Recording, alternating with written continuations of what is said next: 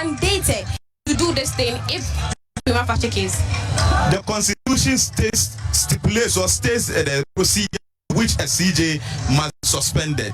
One of the criteria or the major one amongst them is that there must be misconduct. Now, if you look at misconduct, what has the CJ misconducted herself?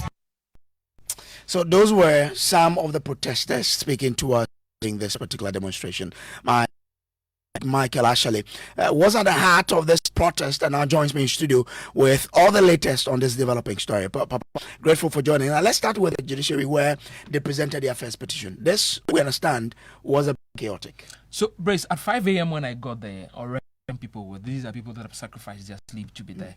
But 3 hours at 8 a.m. when, and at 5 a.m. the main gates to the Supreme Court complex was open. At 8 a.m. when the procession started, when we moved from the parking space just opposite or across the streets there, Jonathan at Mills High Street, when they moved and came down to the Supreme Court, the main gates to the Supreme Court had been shut.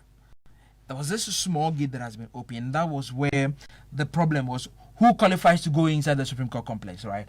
These are protesters who want to make their case and get in there, and these are the leadership who also have to represent them, including the other political parties like the LPG and NDP that were represented at this particular protest. So it was difficult trying to get into this, and many journalists were actually eventually left outside with a few people inside. But that was where they presented their first petition to the judiciary, and in that, Minority Leader Alexander Afenyo-Markin sort of suggested to the judiciary as part of the petition that they were giving to them that you may want to consider going on a full-blown sit-down strike to force the hand of John Dramani Mahama or government to rescind their decision or the process to end the processes to remove Jacob Tokone. We can listen to him. Presenting this petition to you as a judicial secretary for you to deliberate upon it, read the content, table it before the judicial council, conscience prick you, so that you would also be the next to protest and do a sit-down strike, because it has happened before when Georgina Wood came under attack. Chusak rose to her defense, and that stopped that amongst government. The time again has come for you initially to rise. Don't be comfortable because it is Tokonu, because you have your own grievances, because you also have a party. The judiciary is our last hope, and we believe that what is happening undermines our democracy and the rule of law. For the Chief Justice to be singled as this unfortunate attack, flimsy, pedestrian petition, the Council of State has failed the country. We want you as an institution to put aside your individual difference and know that it is your institution that is under attack. Maybe today, Tokonu, tomorrow, my respected friend, it may be you. You don't serve at the whims and caprices of a political party. So this exercise is to protect this very institution. What is happening to a leadership is repugnant to good conscience. This government is to focus its attention on governance and not to be attacking actors who are non-citizens. We've become aware that the very government that criticized the increase in the number of judges to the bench has suddenly appointed 7 more judges to the Supreme Court. You and I know, you are a judicial secretary, you've been in the process of nominating judges to the Supreme Court. It's not what has been used. And we are calling on each and every one of you, from the acting CJ or judicial service staff or judges, that don't be comfortable and think that maybe you are benefiting from it. So as the account added or court of the budget. Well, next was the legislature. What happened there? So they now took a long march to the President of Parliament, the frontage of Parliament. And this time around, similar, a bit more managed, where they have the barricade just between the flags and then the main gate to Parliament, and then some of the leadership managed to get inside. Over there, Afenyo-Markin again told the Parliament, because he, as a member of Parliament, he knows that when Parliament, which is on recess now, when they come back, this petition must come on the floor for them to decide. Effectively, he says that there's a plot here again, and this is one of the biggest revelations that NPP believes there's a plot, a grand scheme by John Dramani Mahama of the government to keep him on the constitutional mandatory 2 terms that the president is allocated. And he says that when some of these things come, he's urging them to fight against some of these things when they do eventually come to parliament. You can listen. The president no longer sees himself as a president. He fancies himself as an autocrat, a ruler for life. His every gesture speaks to a sinister agenda to break the constitution and amend it and prolong his grip on power, abetted by a judiciary he is desperate to capture. In other words, the president is looking forward to using the judiciary for a third term. This explains the relentless siege on the judiciary. A judiciary that has stood as the last bulwark between autocracy and freedom is now the target of the NDC government. Today, the Chief Justice, Gertrude Tokonu, a distinguished servant of the public, is under siege. The head of the judiciary is being dragged through a sham process of removal from office. So that's a film marking at the Parliament, House of Parliament. Okay. Now, after that, they then proceeded to Jubilee House. They submitted their final petition there, but that was not without drama. Yes. How did that unfold? Now, this is the place, the main target for these protesters to get their words or their own feelings, communicate that directly to John Dramani Mahama, who is the president of Ghana now. So the barricade problem again comes up. Who has authority to get inside the inner perimeter, which is closer to the Jubilee House's main gate? And this time again, everybody wants in, and some people are pushing each other, others are preventing others from getting inside. So it turned a bit, dramatic at that point. But eventually they got their way.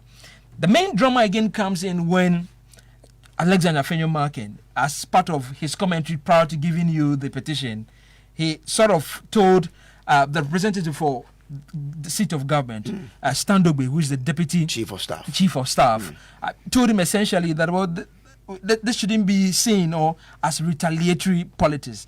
I mean, possibly giving you an idea of what happened with the former electoral commissioner, and then what possibly is happening now. That he says that this shouldn't be retaliatory politics, and then eventually goes ahead to give him the petition. We can listen to Afenyo-Markin make that point, and then we'll come to hear the response of Standogbe.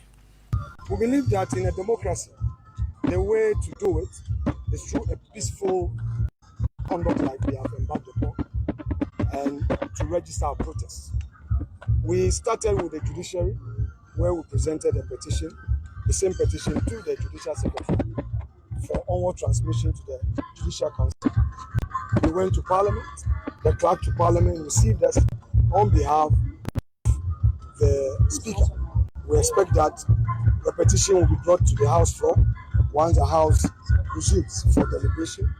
And finally, to the principal actor himself. We believe that what is happening is not good for us.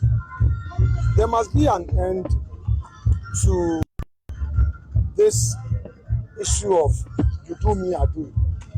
There must be an end to retaliatory politics. In Ghana, all of us as political actors have a story to tell. Where do we end the vicious cycle? It is not yielding to the whims of hawks and hardliners in our respective political parties that will make us better political leaders. We believe that the hawks must be pushed back onto the fringes so that the interest can be the center stage for the good of our country. Let me say that we are happy that your process started this morning and has ended very peacefully. That in itself is a very strong message about the democracy that President Mahama wants to instill in our dear country. If it were the case like this over the past 8 years, I'm sure that the retaliatory politics that you talk about wouldn't have been the case. You referencing retaliatory politics is an admission that the 8 years of President Akufo-Addo and Mahama Bawumia were not the best for this country. You can be assured, however, that President Mahama, as every Ghanaian knows, is not that politician. President Mahama does not believe in retaliatory politics. He's described as, too much of a father for all kind of president. And everybody knows that. Whatever actions that are being taken now, whatever decisions that are being taken now, as everybody knows, is in line with the provisions of our 1992 Constitution. Indeed, before President Akufo-Addo left the presidency, he himself had started a certain process where issues were brought to him about the Chief Justice, and he referred them to the Council of State. And that is what President Mahama has done. It is not about retaliating on something that was done by the previous administration against President Mahama or the NDC. So the process that is ongoing is constitutional, and I do believe that if the committee that has been set, completes its work, whatever decisions that they make, just as the Council of State's advice to the president was binding on him, it will be binding on him. So that's the Deputy Chief of Staff, Stan Dugwe there. But apologies for the quality of the first sound we played for Alexander Femake before we played the Stan Dugwe. Well, after this response, the NPP party seemed not happy about the response Stan gave. Even during his concluding part of his response, there were concerns from even the NPP leadership that were gathered that you are not the president. The petition is addressed to the president. Sandugbe spoke for well over 2 minutes. Unlike the two other places where you've been, it was less. It was under 1 minute when you said, "Okay, thank you very much for a petition. We'll consider it. We'll send it to the appropriate quarters and consider it."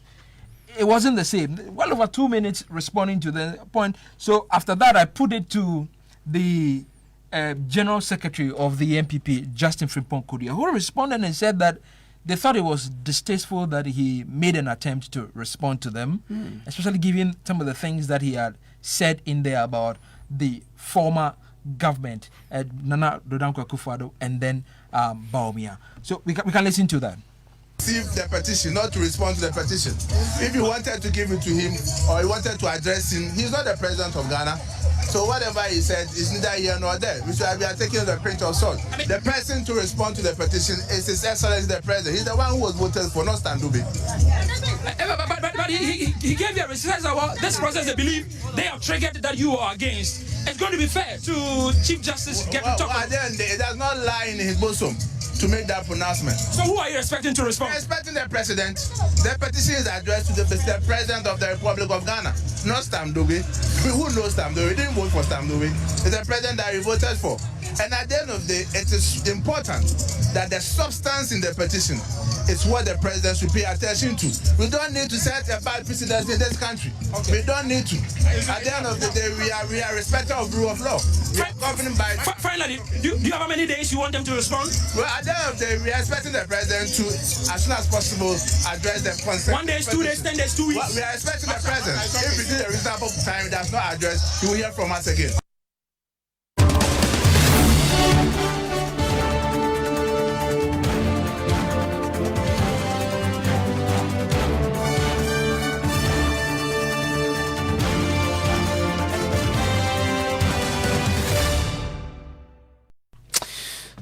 We're grateful to you. This is Top Story brought to you always by Telecel and Holy Insecticide Spray and Coil. Let me bring in the Deputy, General Secretary of the NDC and also Deputy Director of Operations at the Presidency, Mustafa Gbande. Mustafa, grateful to you for joining us here. Now, this is what the NPP is asking of the President. Stay off the CJ. Your response. Well, I think that let me depart from your introduction a bit. When you attach me to the Deputy Director of Operations, you limit me from making my political commentaries over issues. Now, I am very happy today that my brothers in the NPP have had the occasion to demonstrate from the Judiciary to the Jubilee House without casualties, without any offense, and that there was tolerance. That is the civility of governance. And I was happy the wise approach with which the Deputy Chief of Staff in charge of operation received our colleagues on the other side. It is profound that he really illustrated what every wise person would have said.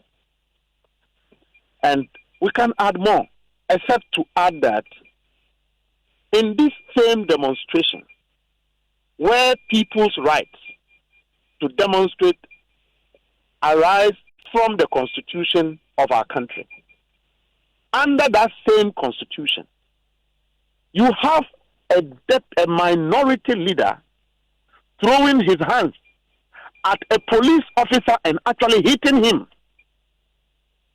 Well, you saw that happen? I saw the videos.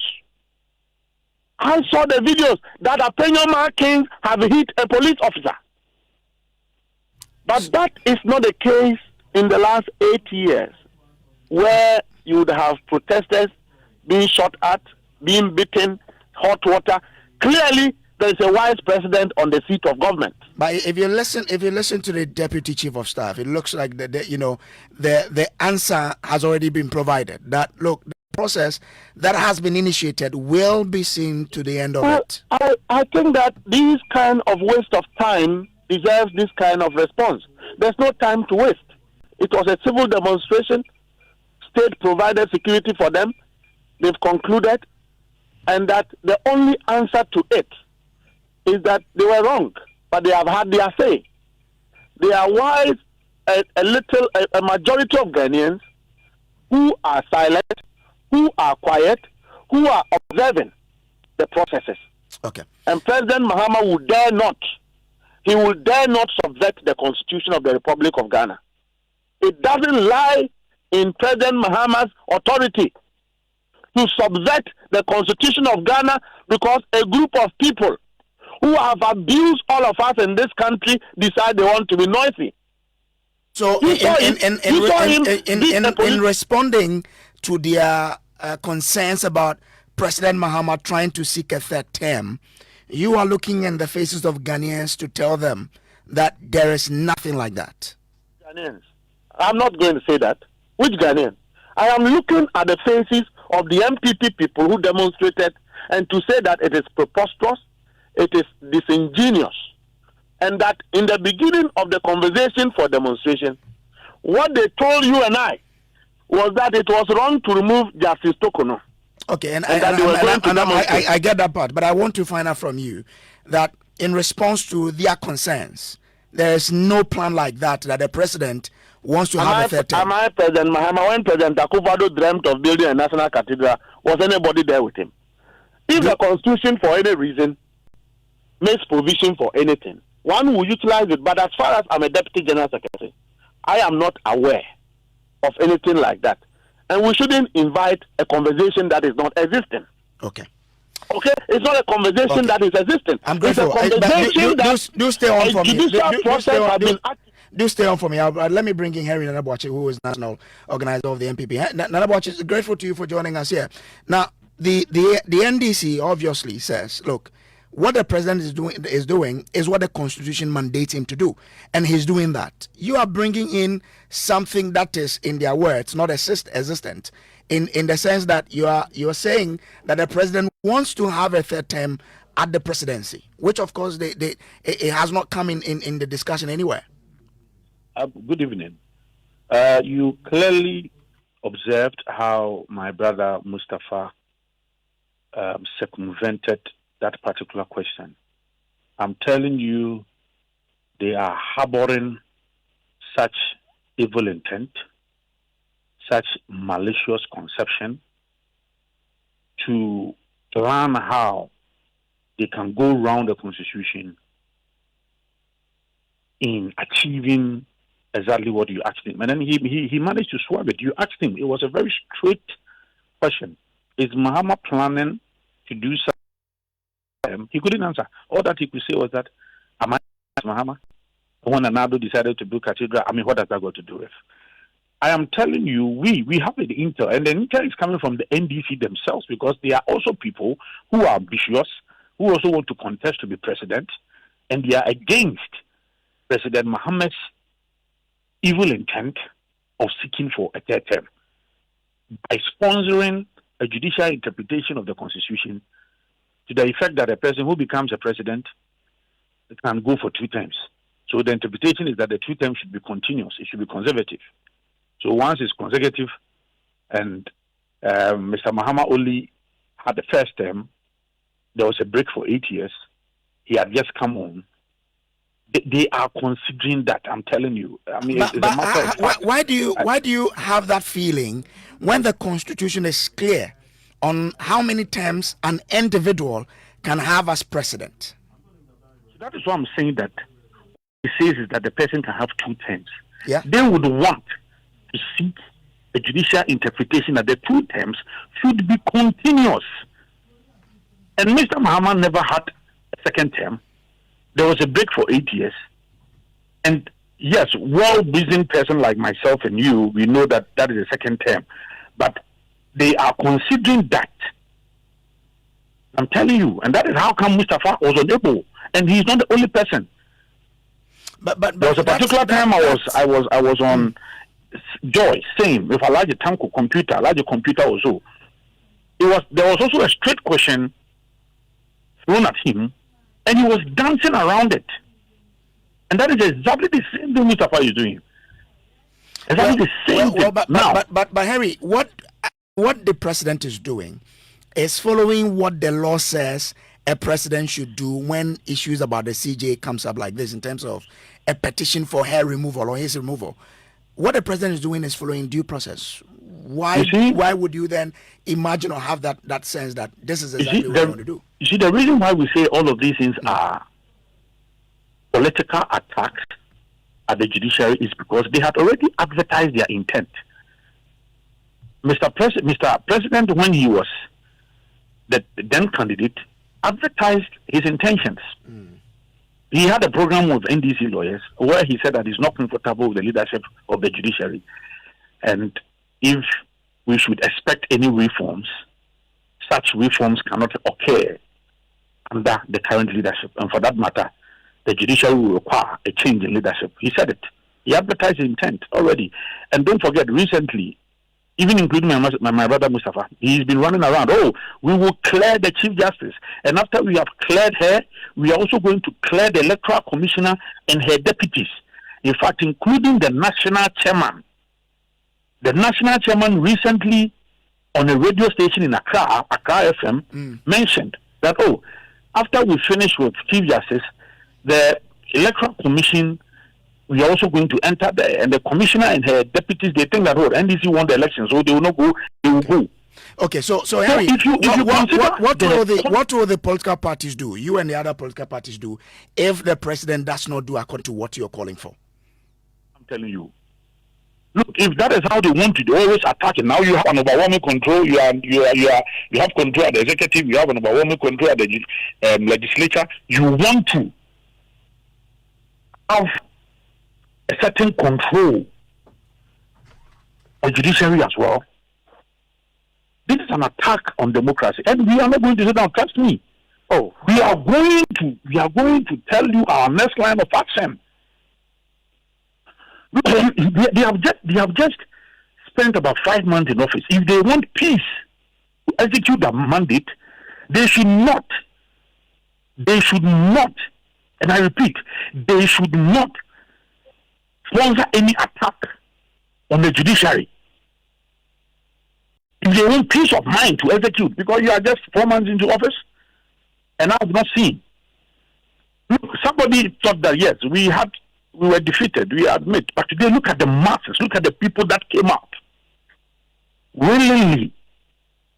Just 4 months after you had an overwhelming endorsement, and in 4-5 months, massive crowd, mammoth gathering. They are telling me that we are not happy with you. If they would want to continue on that tangent, then we are going to meet them squarely. We are going to meet them squarely. If they want that peace of mind to govern, Brace. Henry, that means what exactly? That's what I'm telling you. We'll be announcing a series of events. If they want the peace of mind to govern, they should not have this sinister motive of attacking the judiciary. If you attack the judiciary, you are attacking democracy. Look, it has never happened before. Okay. All right. From 92 to date, we've never suspended any chief justice before. I'm grateful. I'm grateful. Henry. I'm grateful. Thank you very much, Grande. Sorry, my time is up. We'll have to leave it here. I'm grateful to you for joining us. This has been Top Story, brought to you always by Telecel Connect. And Energies and Holy Insecticide Spray and Coil. Enjoy a holy sleep. Up next is Newsnight.